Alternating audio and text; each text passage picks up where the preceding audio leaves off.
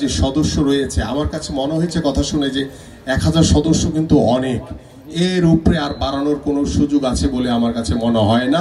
অহেতুক আননেসেসারি বাড়িয়ে নিজেদের জায়গাটাকে ক্ষুদ্র করে নেবেন না, আপনাদের জায়গাটা, কারণ এটা একটা স্থায়ী বন্দোবস্ত, এটার পরে হায়াত মউত আল্লাহর হাতে।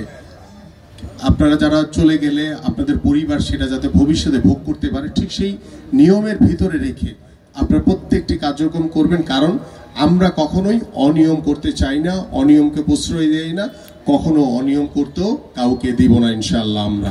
এবং আমরা বিশ্বাস করি যে আমরা যেই স্বপ্ন নিয়ে আমাদের মাননীয় ভারপ্রাপ্ত চেয়ারম্যান জনাব তারেক রহমান বাংলাদেশ গড়ার লক্ষ্য নিয়ে তিনি কাজ করে চলেছেন, এবং আমাদের যে রাষ্ট্র কাঠামো মেরামতের যে 31 দফার যে রূপরেখা দেওয়া হয়েছে সেখানেও বাংলাদেশের রাষ্ট্র কাঠামো সংস্কারের জন্য পরিপূর্ণভাবে প্রত্যেকটি পয়েন্টে উল্লেখ করা হয়েছে। এবং আমরা গত 17 বছর যে দোসররা আমাদের উপরে প্রভাব বিস্তার করেছে, চাপিয়ে দেওয়ার চেষ্টা করেছে সবকিছু, আমরা সেটা সবসময় মনে রাখবো, কারণ ওইটা মনে রাখার উদ্দেশ্য হচ্ছে যে 17 বছর আওয়ামী লীগ যা করেছে আমরা ঠিক সেটার উল্টা করব, আমরা কোনো অন্যায় করব না, কোনো অন্যায়কারীকে কোনো প্রশ্রয়ও দেব না আমরা ইনশাআল্লাহ।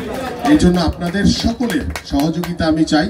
আমি আপনাদের এলাকার সন্তান, আমি আপনাদের প্রতিনিধি হিসেবে কাজ করতে চাই, আমি আপনাদের বিএনপির একজন প্রতিনিধি হিসেবে কাজ করতে চাই, আমি ধানের শীষের প্রতীকের একজন প্রতিনিধি হিসেবে কাজ করতে চাই, যাতে আপনাদের সকলকে নিয়ে আমরা যাতে একটি সুন্দর সমাজ গড়তে পারি, একটি মানবিক বাংলাদেশ গড়তে পারি, যে মানবিক বাংলাদেশে কোনো বিশৃঙ্খলা থাকবে না, কোনো হানাহানি থাকবে না, কোনো সমস্যা থাকবে না।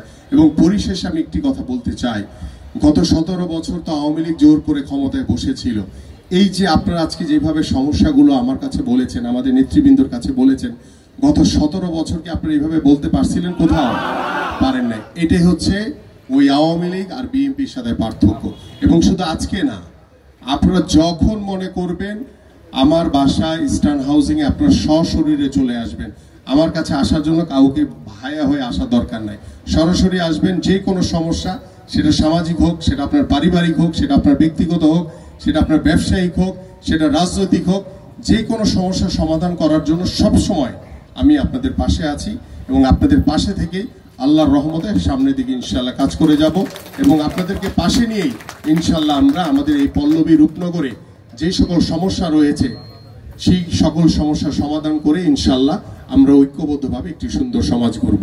আপনাদের সকলের কাছে আমি আপনাদের সন্তান হিসেবে, ভাই হিসেবে, বন্ধু হিসেবে আপনাদের দোয়া এবং সহযোগিতা কামনা করছি। সবাইকে ধন্যবাদ। বাংলাদেশ জিন্দাবাদ, বাংলাদেশ জাতীয়তাবাদী দল বিএনপি জিন্দাবাদ। ধন্যবাদ, সকলকে ধন্যবাদ।